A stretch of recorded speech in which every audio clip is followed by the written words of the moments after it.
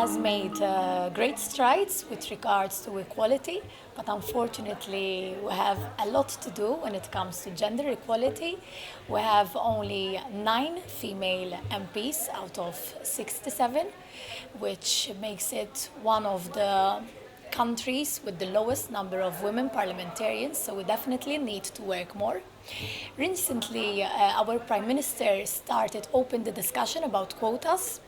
I know that there are many arguments against quotas, but definitely doing nothing is not an option. So we need to do something to increase the numbers of women in politics. We have made a lot as a government when it comes to women representation in society as a whole. For example, we set up the maternity leave fund, which also men contribute to. We lowered the taxes for women who entered the workforce after a long time, and also we introduced free universal childcare, which has brought very, very positive results. Obviously, we need to work more. Recently, the Labour Party, which is the party in government in Malta, launched a political program which is called LEAD, and basically it provides training, mentoring and exposure to young women politicians, because exposure is really, really important. And now we are hoping to have a 50% number of women candidates for the local council elections and the general elections. And hopefully, if we have more women contesting for elections, then we will have more women actually being elected in parliament and the local governments.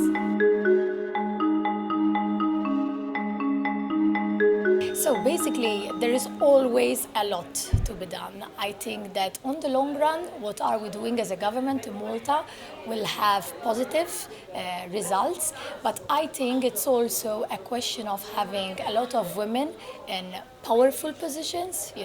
We appointed a female president, and that is already great, because the president visits the schools, and women and children, can aspire to become presidents. So sometimes politics, it's too much stereotyped, and it happens to me personally. For example, when I go to conferences abroad, last time I was traveling with a colleague, and I am the head of the delegation of the OSCE, and this particular MP told me, I assume you're his secretary. So he assumed I'm his secretary just because I'm young, and actually was very, very embarrassed when I told him I'm also a member of parliament like him, and I'm also the head of the delegation. So I face those type of situations which doesn't make it easy for women and young women in politics. So I hope the mentality changes. I think that many European countries have this patriarchal view, which is very, very bad, and we need to obviously fight that. Well, I got elected as mayor at the age of 22. I was and still the youngest ever elected female mayor in Malta. Obviously, it was shocking. You enter a room which is full of men.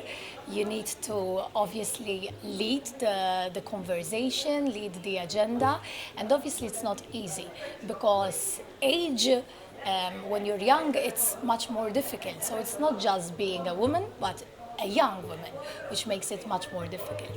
But then obviously you have to work more in order to prove yourself, because I do believe that women need to work more to prove themselves and to make other people believe in them, So now that I'm an elected member of parliament, I feel it all the time. I need to over-prepare myself for everything I do, because I feel this need to always prove myself, not just to my colleagues, which happen to be man-dominated, but obviously for the population in general.